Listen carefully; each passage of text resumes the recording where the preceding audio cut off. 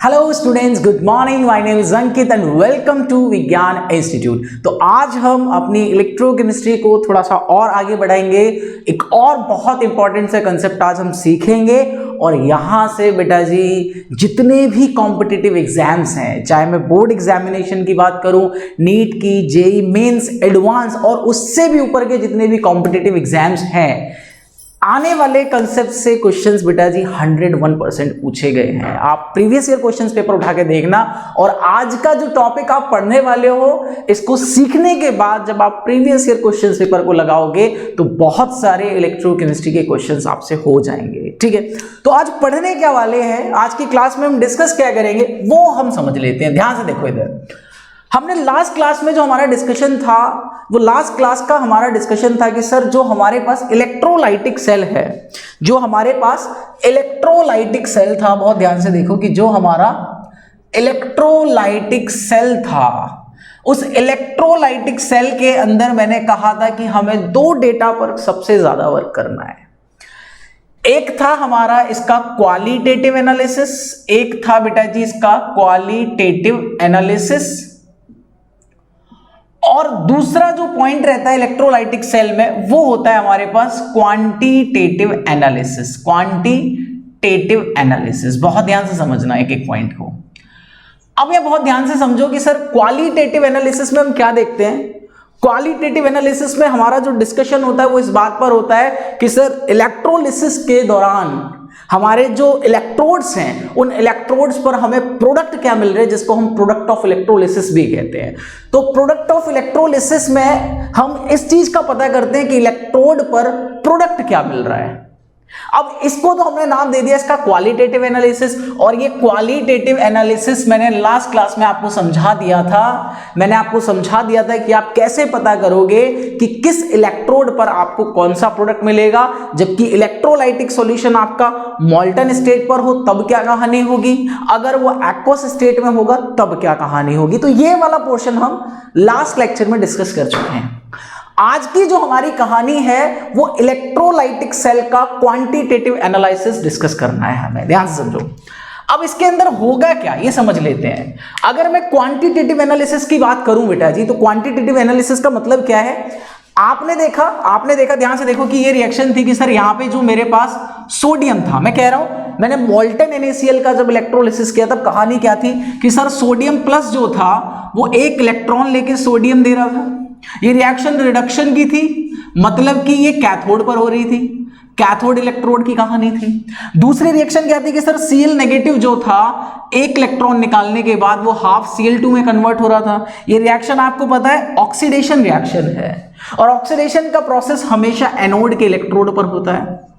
तो यहां से हमने पता करा था कि सर जब मोल्टन NaCl का हम इलेक्ट्रोलिसिस करेंगे तो इलेक्ट्रोलिसिस में कैथोड पर हमें सोडियम डिपॉजिट मिलेगा और एनोड पर हमें क्लोरीन गैस का लिबरेशन मिलेगा। ये हमने देखा था। लेकिन अगर मुझे ये पता करना हो कि सर ये जो सोडियम, ये जो क्लोरीन लिबरेट और डिपॉजिट हो रहे हैं, इनका अमाउंट क्या है, इनका अमाउंट क्या है, अगर मैं बात करूं कि इनका मास क्या है, कितना मास प्रोडक्ट हो रहा है।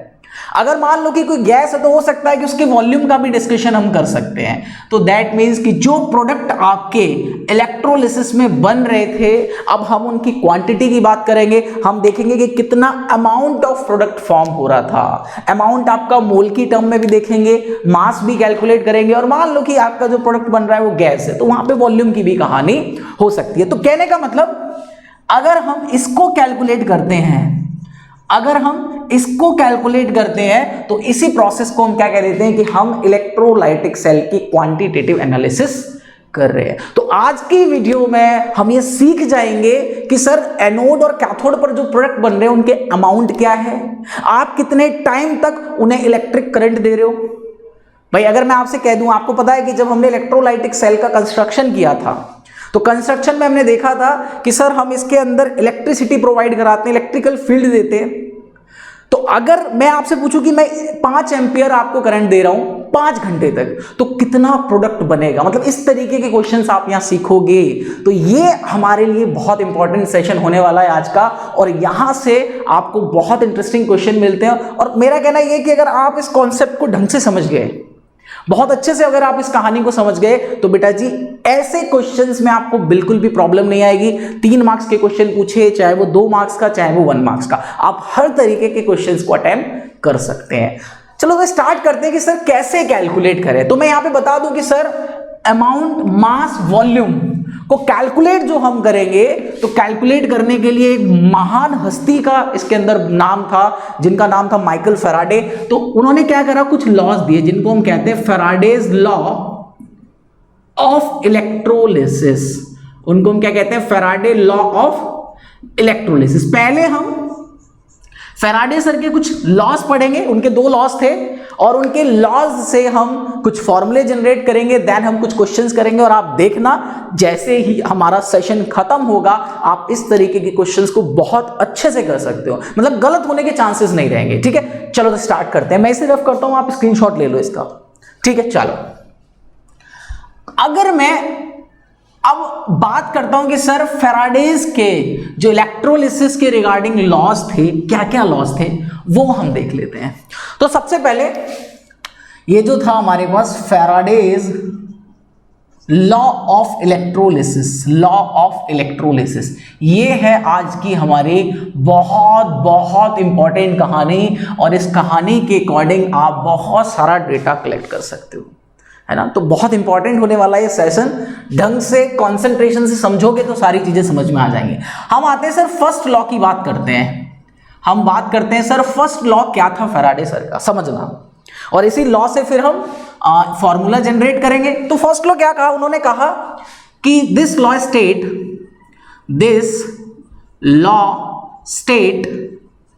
द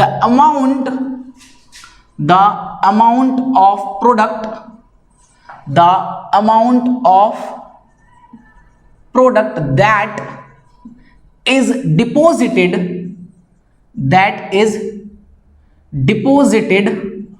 or liberated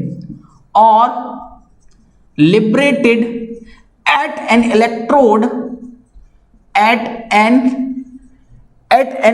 तो ध्यान समझो वो लॉ क्या कह रहा है कि जो प्रोडक्ट का अमाउंट है, प्रोडक्ट का अमाउंट जो इलेक्ट्रोड पर क्या हो रहा है, डिपॉजिट कौन होता है, मान लो कि अगर आपका प्रोडक्ट कोई सॉलिड है तो वो इलेक्ट्रोड पर डिपॉजिट होगा, और मान लो कि आपका जो प्रोडक्ट बन रहा है वो गैस है, तो गैस बेटा जी इलेक्ट्रोड पर जाके लिबरेट होती है। तो ये टर्म किसके लिए, ये सॉलिड के लिए है, अगर कोई सॉलिड प्रोडक्ट बन रहा है, और लिबरेट टर्म हम गैस के लिए यूज करते हैं कि अगर कोई गैस बन रही है। तो ये क्या कह रहा है कि this law state the amount of product that is deposit or liberated at an electrode is directly proportional to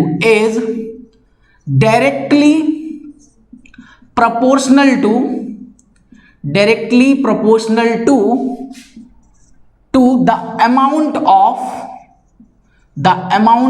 electricity।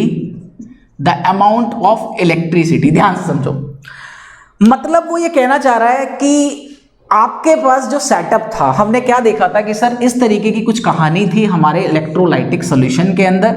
यहाँ पे हमने प्लैटिनम के 2 इनर्ट इलेक्ट्रोड लिए थे, और इन इलेक्ट्रोड को मैंने बैटरी के थ्रू कनेक्ट कर दिया था। ठीक है, इसके अंदर हमने इलेक्ट्रोलाइटिक सॉल्यूशन लिया था, मान लो मोल्टन NaCl हमने ले लिया, मोल्टन NaCl बेटा जी हमने ले लिया। समझना है, एक एक पॉइंट को बहुत अच्छे से समझना है।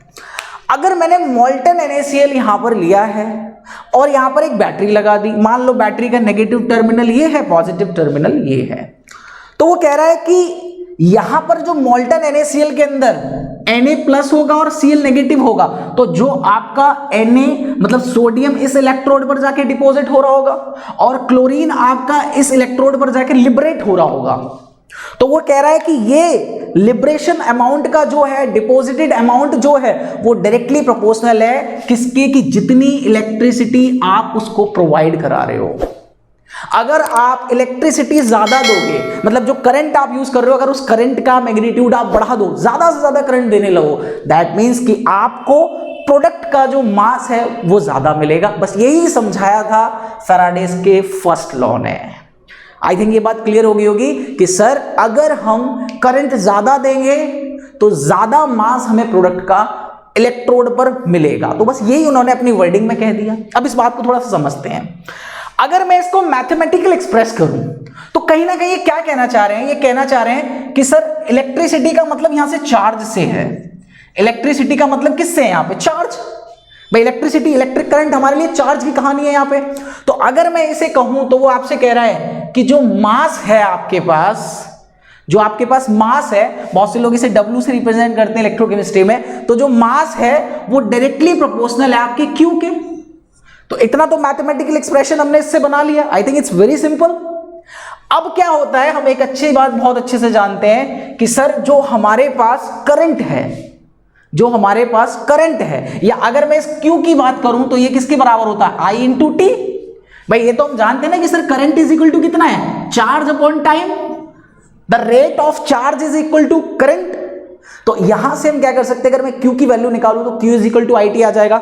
आप पुट कर सकते हो तो W is directly proportional to IT आप लिख सकते हो। भाई इसमें तो कोई दिक्कत नहीं है। आप इसका स्क्रीनशॉट लो, मैं एक बार आपको मैथमेटिकल पूरा डेरिवेशन सिखा दूंगा बहुत सिंपल से शब्दों में, ठीक है। आपने ये लिख लिया, स्क्रीनशॉट ले लिया। अब मैं इसे रफ कर देता हूं थोड़ा सा, आपको इसकी वर्डिंग समझ में आ गई। वर्डिंग में कुछ भी नहीं है, वर्डिंग की कहानी सब यही है जो मैंने मैथमेटिकल एक लाइन में एक्सप्रेस कर दी। ध्यान से देखो, मैंने कहा कि सर जो W है वो डायरेक्टली प्रोपोर्शनल है Q के।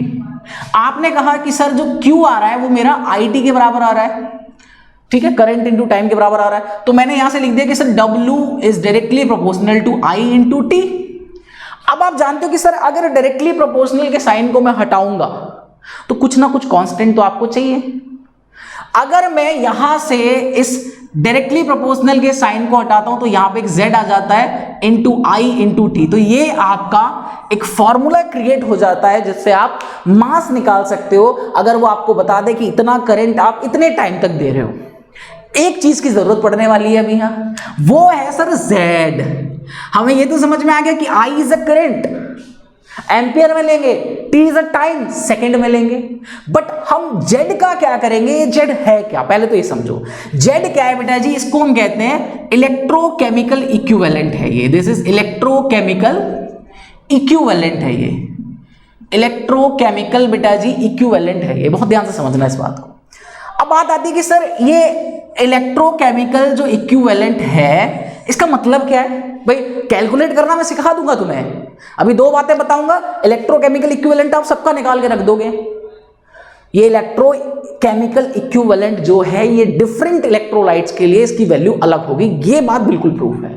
अगर आपने इलेक्ट्रोलाइटिक सॉल्यूशन चेंज कर दिया तो उसके लिए Z की वैल्यू डिफरेंट होगी। कैसे निकालेंगे वो 2 मिनट का खेल है, लेकिन पहले समझो कि ये इलेक्ट्रोकेमिकल इक्विवेलेंट आपसे कहना क्या चाहता है, ठीक है। चलो अब मैं क्या करूं, मैं इसको ये लिख सकता हूं कि अभी मैं इसको थोड़ा सा लिखता हूं। मैंने लिखा कि sir W is equal to Z, IT की जगह मैंने Q ही रख लिया।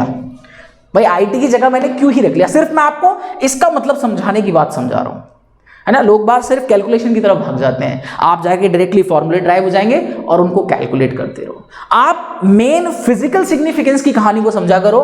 तो अगर मैं इस इलेक्ट्रोकेमिकल इक्विवेलेंट की बात करूं तो मैंने यहां रख दिया ये।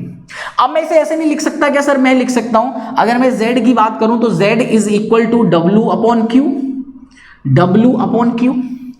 तो ये जो आपका इलेक्ट्रोकेमिकल इक्विवेलेंट है ये क्या बताना चाह रहा है, इसकी कहानी सुनो।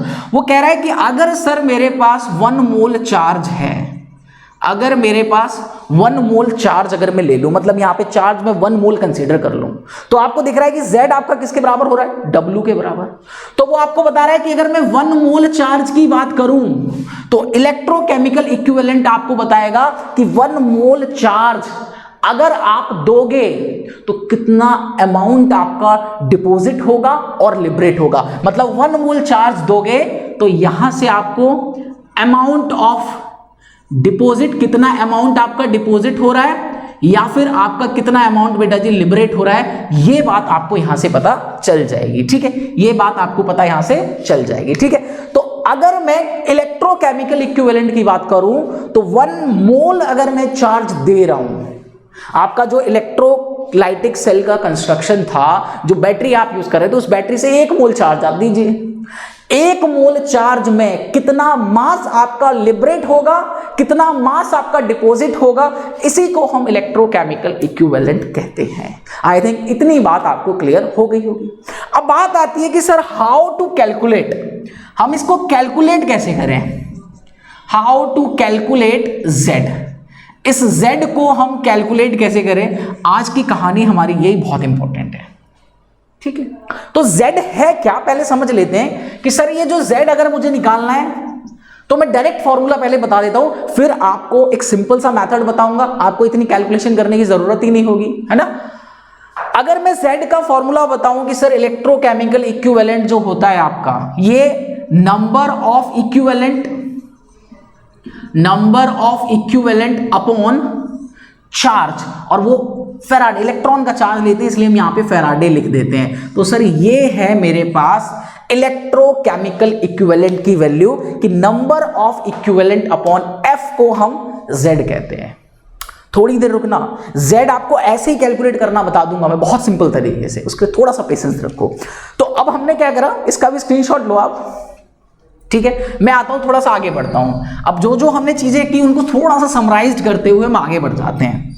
हमने देखा कि सर हमारा जो फॉर्मूला आया वो आ गया हमारे पास, W is equal to ZIT आपके पास आ गया, ये फॉर्मूला आपके काम में आने वाला है।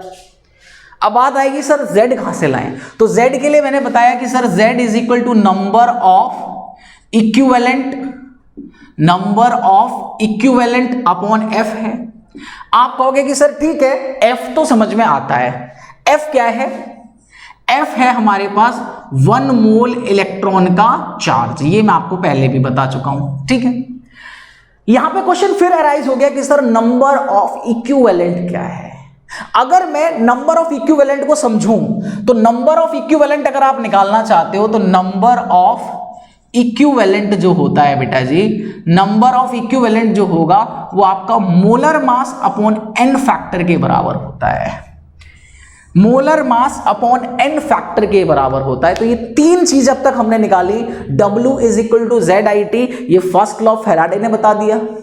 फिर हमने Z को देखा, Z हमारे पास क्या था, number of equivalent upon 1F। इसके बाद जब नंबर ऑफ इक्विवेलेंट निकाला तो वो मोलर मास अपॉन NF के बराबर आ गया। अब क्वेश्चन मार्क लगा, सर सारी चीजें निकाल लेंगे, बस आप हमें NF और बता दो। ये है बेटा जी हमारे पास n फैक्टर।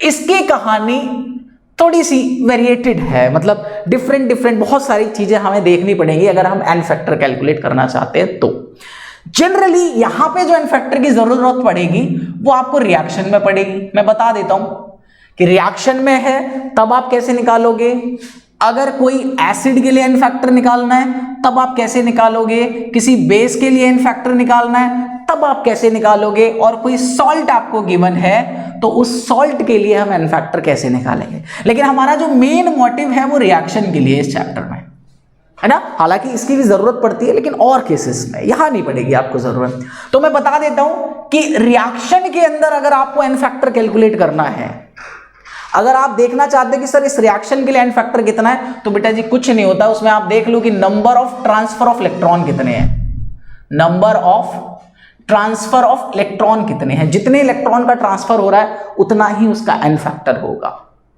आपको इसी पर फोकस करना है। हालांकि एसिड की बात करें तो वो नंबर ऑफ, मतलब बेसिसिटी ऑफ एसिड जितना होता है, बेसिसिटी ऑफ एसिड जितना होगा उसके बराबर ही आपका n फैक्टर होता है। मतलब बेसिसिटी ऑफ एसिड का मतलब क्या होता है सर, कि कोई भी एसिड कितने H+ डोनेट कर सकता है, tendency to donate H+ ion, उसी को हम बेसिसिटी ऑफ एसिड कहते हैं। तो वो हमारे पास n फैक्टर के बराबर। मान लो HCl है, HCl आपका एक H+ दे सकता है तो उसका n फैक्टर 1 हो गया। H2SO4 है वो 2H+ दे सकता है तो उसका n फैक्टर 2 हो गया।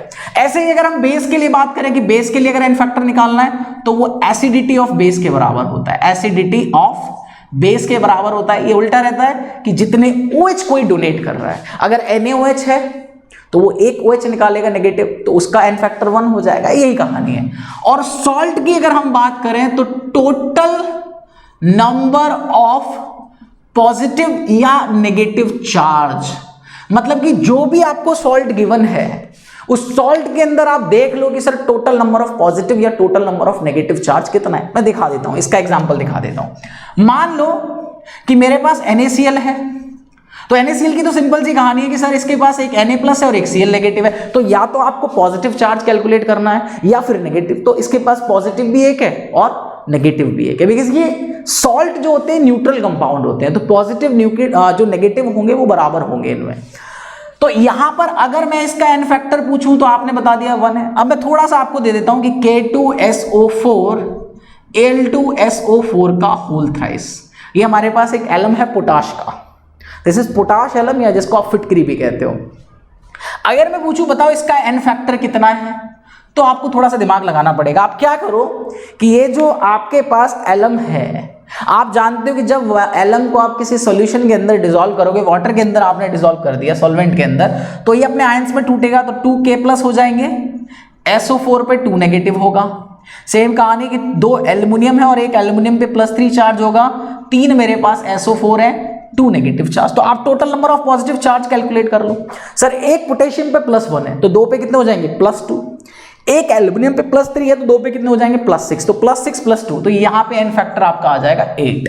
तो आई थिंक अब आपको कोई प्रॉब्लम नहीं होगी एन फैक्टर में। कोई रिएक्शन है तो उस रिएक्शन में देख लो कितने इलेक्ट्रॉन का ट्रांसफर है, उसी को हम एन फैक्टर कह देंगे। एसिड है तो बेसिसिटी ऑफ एसिड चेक करो, बेस है तो एसिडिटी ऑफ बेस चेक करो, और अगर सॉल्ट है तो टोटल नंबर ऑफ पॉजिटिव या फिर total number of negative charge calculate कर लो, आपका एन फैक्टर आ जाएगा। आई थिंक इतना काम आप कर लोगे। अब इसका स्क्रीनशॉट लो, मैं इसको रफ करके थोड़ा सा और आगे बढ़ता हूं। चलो अब देखो कि सर एन फैक्टर निकालना हमने सीख लिया। हम किसी भी रिएक्शन अगर हमें दे दे, कोई एसिड दे दे, कोई बेस दे दे, कोई सॉल्ट दे दे, हम सबके लिए एन फैक्टर निकाल सकते हैं। It's not a big deal.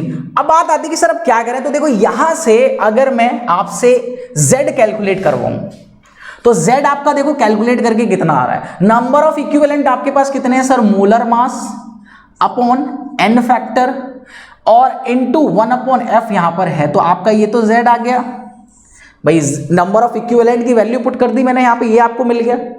अब इस वैल्यू को मैं इसके अंदर पुट कर दूं तो आपका फॉर्मूला क्या बनेगा, तो सर W = Z आपके पास है sir molar mass upon N factor into 1/f into IT आपको दे रखा है। तो ये भी आपके पास एक फॉर्मूला है। अगर आपको डायरेक्टली Z गिवन नहीं है, आपको मोलर मास पता है, आपको एन फैक्टर पता है, फैराडे की वैल्यू कांस्टेंट है, आपको उसने करंट दे रखा है कि कितने एम्पियर का करंट हम दे रहे हैं उसको, और उसके साथ साथ टाइम भी गिवन है कि कितने टाइम तक उस करंट को हम प्रोवाइड करा रहे हैं।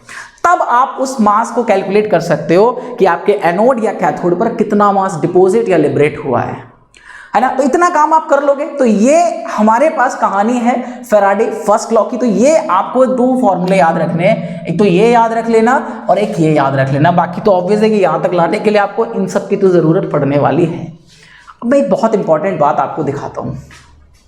अब Z को मैं देखो थोड़ा सा नॉर्मल तरीके से बिना फॉर्मूले के कैलकुलेट करना आपको सिखा देता हूं कि Z का मतलब क्या है। तो हमने ये देख लिया कि सर ये हमारे पास फैराडे लॉ ऑफ फर्स्ट से हमारे पास ये 2 फॉर्मूले आ गए। अगर हमें ये सारा डेटा गिवन है तो इन डेटा की हेल्प से मैं आपको बता सकता हूं कि इलेक्ट्रोड के ऊपर कितना लिबरेशन हुआ है, कितना डिपोजिशन हुआ है प्रोडक्ट का।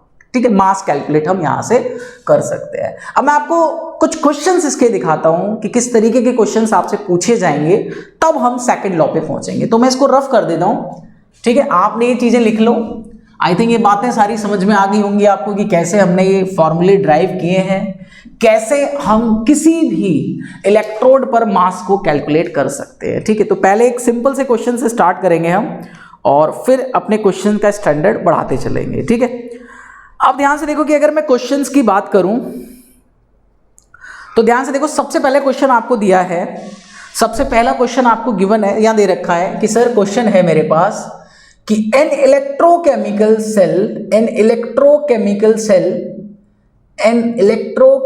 Cell used for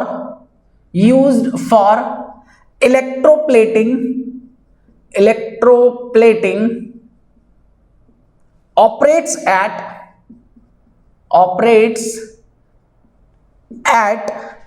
current of 10 ampere 10 ampere का हम करंट दे रहे हैं। कैलकुलेट कूलम्स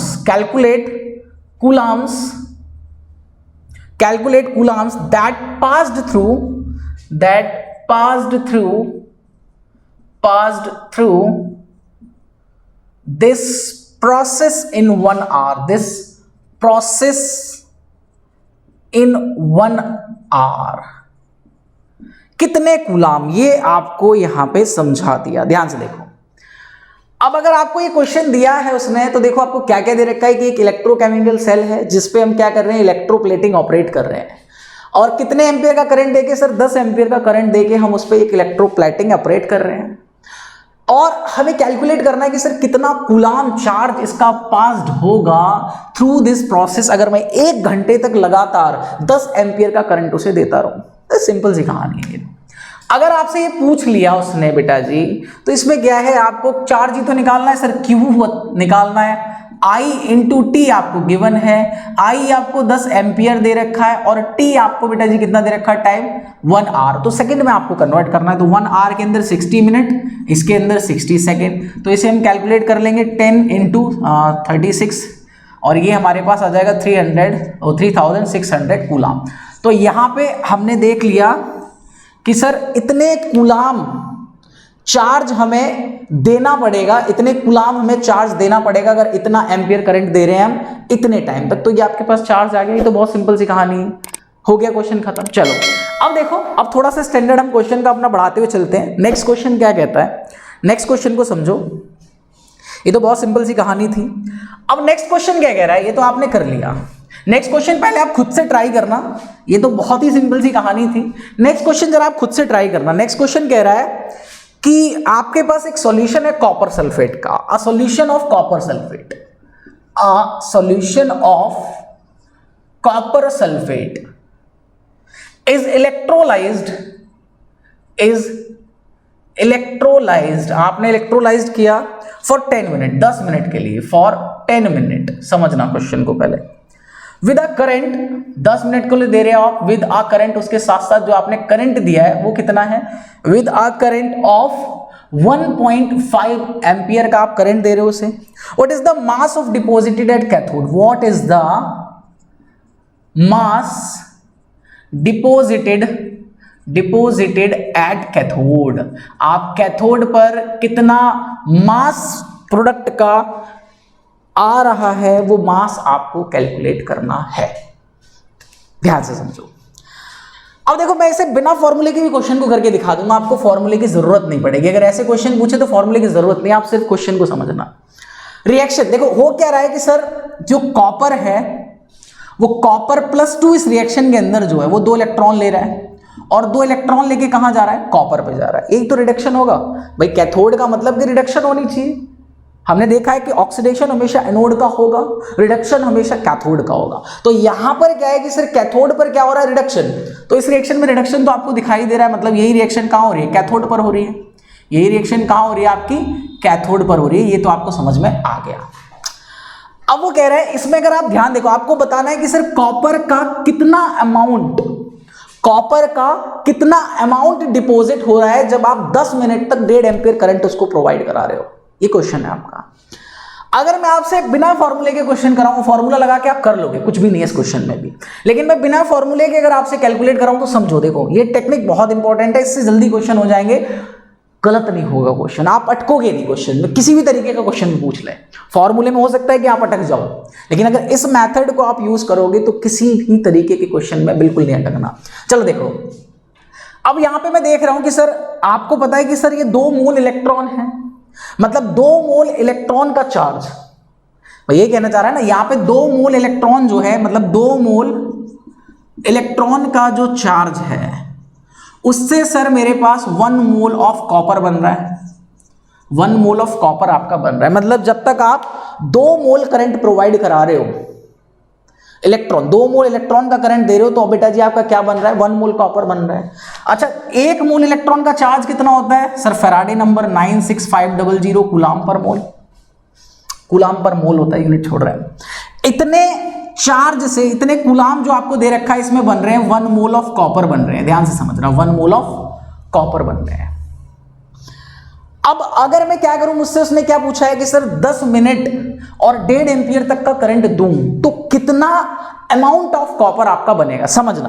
तो मैंने क्या करा बेटा जी, मैंने ये करा कि यहां पर अगर मैं 1 कूलाम के अंदर देखूं कि अगर मैं 1 कूलाम चार्ज की बात कर रहा हूं तो 1 कूलाम के अंदर 1/2 इंटू 96500 मोल ऑफ आपके क्या बन रहे हैं, कॉपर बन रहे हैं भाई, इतने मोल ऑफ कॉपर आपके बन रहे हैं। ठीक है, चलो अब ये हमने इसको यहां पे एक ब्रैकेट लगा दो और यहां पर हमने कर दिया इसका काम। अब बात आई कि सर यहां पर हमें दिक्कत आ रही है कि सर अब हम क्या करें कि ये हमारे पास चार्ज आ गया ना, ये हमारे पास क्या आ गया, 1 कूलम चार्ज आ गया। तो अगर मैं Q की वैल्यू कैलकुलेट कर लूं, Q इज इक्वल टू क्या है, IT। Q is equal to क्या है, IT। आपने लगा दिया IT। आप यहां से कैलकुलेट करो करंट कितना है, आपने 1.5 एम्पियर का करंट दिया है, कितने मिनट तक, 10 मिनट तक। सेकंड में कन्वर्ट कर लो तो ये आपके पास कितना हो जाएगा, 15 इंटू 60, 900 कूलाम आपका चार्ज आ रहा है। मतलब आपको बताना है कि 900 कूलाम अगर चार्ज दूं तो कितना अमाउंट आपका बनेगा, यही बताना है ना। अभी तो मोल में आ रहा है, पहले मोल में निकाल लो, मोल में निकालने के बाद तो मास निकाल सकते हो। तो अगर मैं यहां से देखूं कि सर कितना कूलाम चार्ज देना है मुझे, वो मैंने करंट और टाइम से निकाल लिया। तो सर यहां मैंने देखा कि सर 900 कूलाम से अगर मैं 900 की यहां मल्टीप्लाई कर रहा हूं तो 900 यहां भी कर दो upon 2 into 96500 mole of copper आपके बन रहे हैं। मोल ऑफ कॉपर बेटा जी आपके बन रहे हैं इतने कूलाम में। इतने कूलाम तो मुझे देना है, मैंने यहां से पता कर लिया। अब कुछ नहीं है सर, हम जानते हैं कि सर मोल ऑफ कॉपर देखने हैं तो 1 मोल ऑफ कॉपर का मास कितना होता है, 63.5 ग्राम होता है। मोलर मास निकाल लो और इस टर्म को आप कैलकुलेट कर लो। मतलब कि आपका जो 900 कूलाम के अंदर जो हमारे पास आएगा, इसे आप कैलकुलेट कर लेना। कैलकुलेट करोगे 450 हो जाएगा। मतलब 450 इंटू 63.5 अपॉन 96500। तो ये आपका बेटा जी आंसर आ जाएगा। इसको आप कैलकुलेट कर लेना। तो ये अगर आपने कैलकुलेट कर लिया दैट मीन्स कि आपने निकाल लिया कि कितना, ये आपका किस में आ जाएगा, ग्राम में आ जाएगा। तो इतने ग्राम आपका जो कॉपर होगा वो कैथोड के इलेक्ट्रोड पर जाके डिपॉजिट हो जाएगा। तो एक ये क्वेश्चन हमारे पास हो गया। स्क्रीनशॉट लो, मैं दूसरा क्वेश्चन कराता हूं। अब थोड़ा सा लेवल बढ़ा ना क्वेश्चन का। अब आप प्रैक्टिस करो थोड़ी सी क्वेश्चन की, सर और क्वेश्चन हम कैसे करेंगे, आप खुद से देखो करके। ठीक है, चलो अब मैं आपको देता हूं एक बढ़िया सा क्वेश्चन, देखो ध्यान से। चलो मैं रफ करता हूं इसे, आप स्क्रीनशॉट लेके लिख लेना। अब जो मेरा नेक्स्ट क्वेश्चन है, ध्यान से देखो, उस क्वेश्चन को भी थोड़ा सा प्यार से समझना। अगर प्यार से समझोगे तो हो जाएगा, वरना अटक जाओगे। ठीक है, चलो नेक्स्ट क्वेश्चन क्या कह रहा है बेटा जी। नेक्स्ट क्वेश्चन आपसे कह रहा है कि ड्यूरिंग इलेक्ट्रोलिसिस आपकी इलेक्ट्रोलिसिस हो रही है। During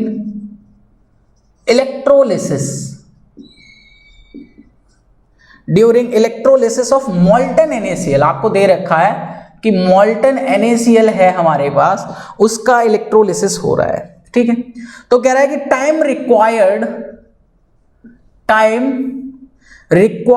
to produce 0.01 mole of chlorine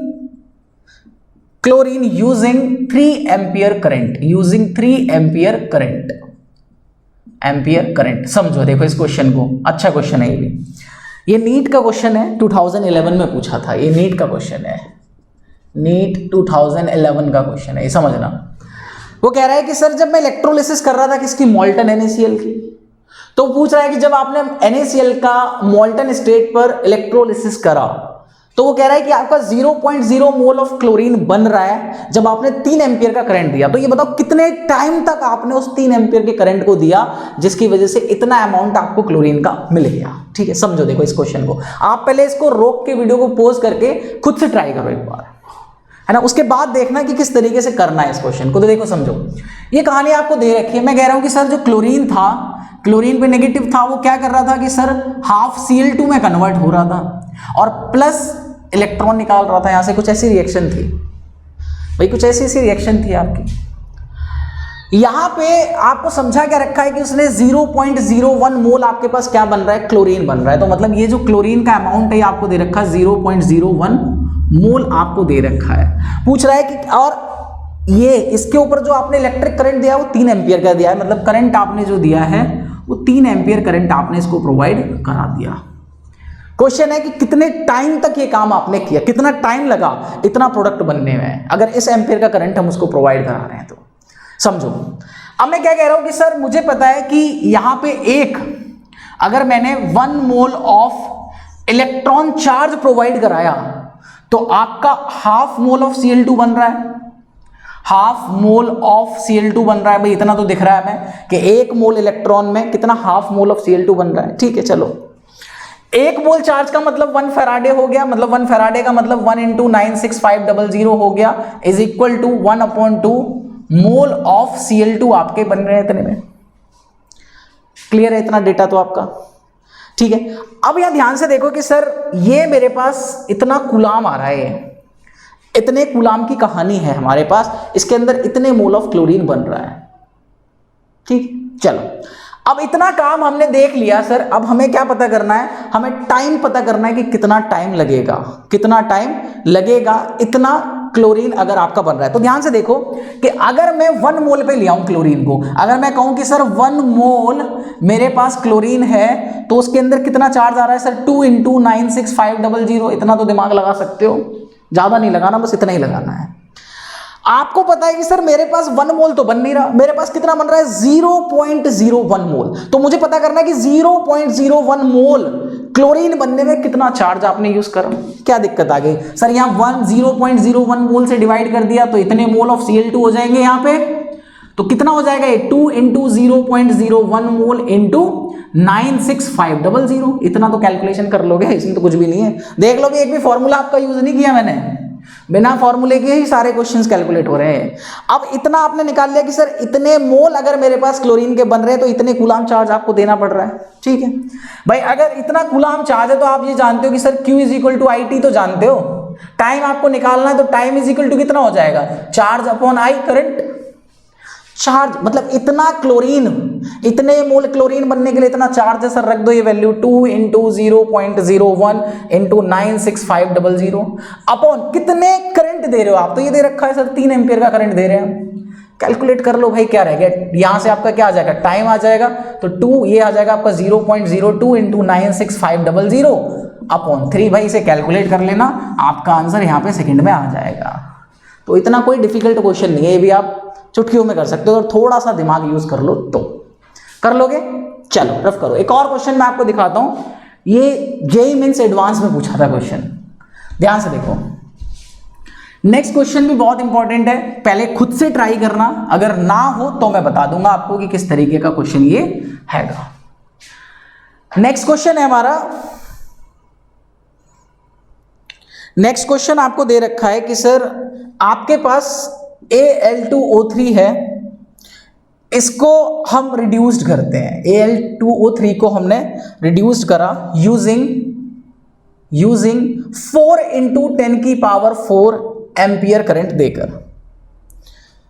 ठीक है, और ये करंट मैंने कितने घंटे तक दिया, करंट मैंने दिया भाई इतना करंट दिया, कितने घंटे के लिए सर, टाइम दे रखा है मैंने 6 आवर तक मैं ये करंट देता रहा।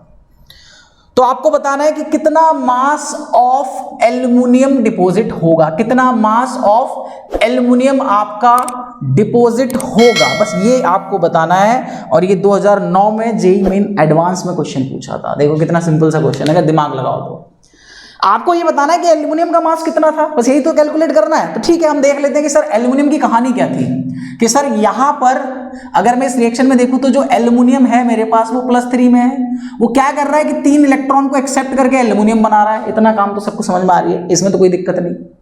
ठीक है, अगर मेरे पास ये प्रोसेस चल रहा है, ये काम चल रहा है, तो अगर मैं यहां देखूं तो मैं देख रहा हूं कि सर 3 मोल ऑफ इलेक्ट्रॉन के चार्ज की बात, मतलब अगर मैं 3 मोल इलेक्ट्रॉन चार्ज इसको दे रहा हूं तो मेरे पास 1 मोल ऑफ एल्युमिनियम बन रहा है, 1 मोल ऑफ एल्युमिनियम बेटा जी मेरे पास प्रोड्यूस हो रहा है। इतनी बात तो क्लियर है।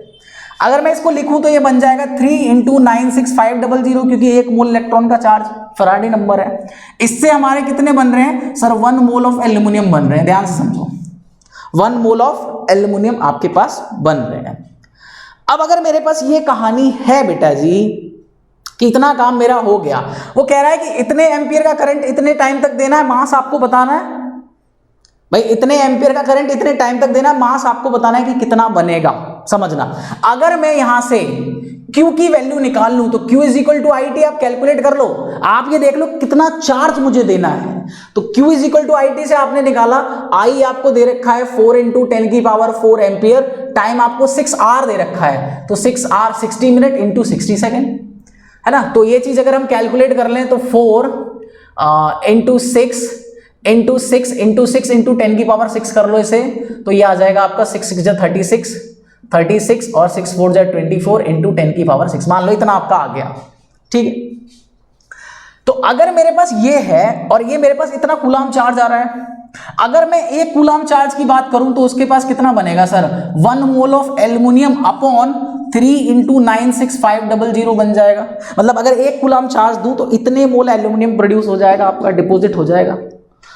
मुझे कितना चाहिए सर, इतना कूलाम चार्ज में पता करना है कि कितना आपका एल्युमिनियम डिपॉजिट होगा। तो बस ये लिख लो कि सर 36 इंटू 24 इंटू 10 की पावर 6 कूलाम में कितना होगा। तो जब आपने इधर इतने से मल्टीप्लाई करी उधर भी कर दो, 36 इंटू 24 इंटू 10 की पावर 6 अपॉन 3 इंटू 96500 इंटू क्या आ जाएगा यहाँ पे 1 मोल ऑफ एल्युमिनियम। और अगर आपको मास निकालना है तो आप जानते हो कि 1 मोल एल्युमिनियम का मास कितना होता है सर 27। तो कुछ नहीं करना सर, इसकी जगह बस 27 ग्राम रख दो और इसको आप कैलकुलेट कर लो, तो ये आपका फाइनल आंसर यहां पर कैलकुलेट हो जाएगा। तो ये हमारी सिंपल सी कहानी है इसके अंदर। तो इस तरीके के क्वेश्चंस हम यहां पे करते हैं। अब देखो ये तो सारी कहानी किसकी थी sir, first law of electrolysis की थी, ठीक है। तो हम देख रहे थे कि सर फर्स्ट लॉ की तो पूरी कहानी हमने कर ली। अब हम बात करेंगे किसकी, सेकंड लॉ ऑफ फैराडे की। सेकंड लॉ ऑफ फैराडे की, इसकी भी एक छोटी सी अपनी कहानी है, उसको भी हम समझ लेते हैं। तो आपसे कभी कभी एग्जाम में पूछ लेगा कि सेकंड लॉ ऑफ फैराडे क्या है ना, इलेक्ट्रोलिसिस का सेकंड लॉ ऑफ फैराडे क्या है, तो समझ लेते हैं। मैं इसको आपको पहले समझा देता हूं, फिर इसका स्टेटमेंट आपको लिखवा दूंगा। वो कह रहा है कि अब मेरे पास 2 इलेक्ट्रोलाइटिक सॉल्यूशन ले लिए मैंने, 2 क्या ले लिए बेटा जी, इलेक्ट्रोलाइटिक सॉल्यूशन हमने ले लिए। अब इन 2 इलेक्ट्रोलाइटिक सॉल्यूशन में ऑब्वियस है कि एक इलेक्ट्रोड प्लैटिनम का यहां होगा, प्लैटिनम का एक इलेक्ट्रोड यहां होगा, प्लैटिनम का एक इलेक्ट्रोड, कुछ इस तरीके की कहानी होगी। और यहां पर हमने क्या कर लिया, इलेक्ट्रोलाइटिक सॉल्यूशन ले लिया दोनों के अंदर। यहां पे हमने क्या कर लिया, इलेक्ट्रोलाइटिक सॉल्यूशन ले लिया। मैं कह रहा हूं कि यहां पे आप NaCl ले लो, ठीक है, यहां पे आप कुछ और ले लो, आपने MgCl2 ले लिया, चलो कोई भी ले लो, समझो ध्यान से। अब इसमें क्या कर रहे हैं हम कि सर इन दोनों इलेक्ट्रोड को हम सीरीज में जोड़ देंगे, मतलब सीरीज वाली एक बैटरी के साथ जोड़ देंगे। उससे क्या होगा कि सेम इलेक्ट्रिसिटी दोनों को प्रोवाइड होगी, ये नेगेटिव टर्मिनल, ये पॉजिटिव टर्मिनल। जब हम सीरीज में जोड़ेंगे तो सीरीज में जोड़ने से क्या होगा कि सर जी जो डिफरेंट इलेक्ट्रोलाइटिक सॉल्यूशन है, इन डिफरेंट इलेक्ट्रोलाइटिक सॉल्यूशन को एक जैसा करंट मिलेगा, मतलब दोनों को सेम इलेक्ट्रिक फील्ड हम प्रोवाइड करा रहे हैं। और जब हम ये काम करेंगे बेटा जी एक दूसरे को मतलब इस तरीके से कनेक्ट करेंगे तो यहां पर रिजल्ट क्या आता है वो मैं बताता हूं। तब सेकंड लॉ ऑफ फैराडे हमारा इस बात को कहता है, मैं एक्सप्लेन भी कर दूंगा कैसे। वो कहता है कि सर इन दोनों के ये जो डिफरेंट इलेक्ट्रोलाइटिक आपके पास सॉल्यूशन है, इनके जो मास होंगे, इसे आप NaCl है तो वो कह रहा है कि NaCl का मास अपॉन MgCl2 का मास इनके इक्विवेलेंट मास के बराबर होगा। मतलब हम कह सकते हैं कि sir equivalent mass of NaCl upon equivalent mass of MgCl2, यही था हमारे पास सेकंड लॉ ऑफ फैराडे। अगर स्टेटमेंट में लिखें तो कुछ भी नहीं है भाई, ये लॉ क्या स्टेट करता है कि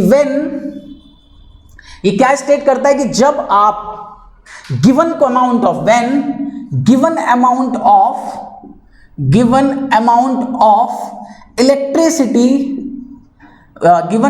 ऑफ इलेक्ट्रिसिटी प्रोवाइड, जब हम प्रोवाइड करेंगे किसको, provide to different electrolytic solution. समझना इस बात को कि आप जब सेम एक गिवन इलेक्ट्रिसिटी को प्रोवाइड करा रहे हो किसके लिए, डिफरेंट इलेक्ट्रोलाइटिक सॉल्यूशन के लिए, तो उस टाइम पे बेटा जी जो मास होंगे आपके, mass of both electrolytic solution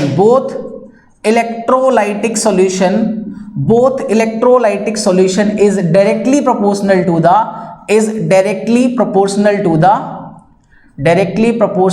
the किसके प्रोपोर्शनल हो रहे हैं, उसके इक्विवेलेंट मास के। सर ये बात आई कहां से, ये बात जरा समझा दो। ये बात प्रूफ कर दीजिए कि सर ये कैसे होता है। तो इसमें हम क्या करेंगे, फर्स्ट लॉ की थोड़ी सी हेल्प लेंगे, ठीक है। मैं इसको रफ करता हूं, आप इसका स्क्रीनशॉट, ये स्टेटमेंट है, कुछ इस तरीके की कहानी होगी, उससे वो फॉर्मूला ड्राइव हो जाएगा कि सर इन दोनों का जो हमने रेशियो निकाला वो इन दोनों के रेशियो के बराबर आ रहा है, ठीक है। अब समझो कि सर ये कहानी आई कहां से, ऐसा कैसे हो गया, तो वो समझ लेते हैं। ध्यान से देखो, अगर मैं मान लूं कि सर मेरे पास जो NaCl है, अगर मैं NaCl के मास की बात कर रहा हूं तो वो कितना है, ZIT आ रहा है, ZNaCl इंटू IT आ रहा है। भाई करंट और टाइम तो आप सेम ही दे रहे हो क्योंकि सीरीज में जुड़े हुए हैं, तो ये तो सेम ही रहेगा। बस यहां पे क्या है कि इसका इलेक्ट्रोकेमिकल इक्विवेलेंट चेंज होगा।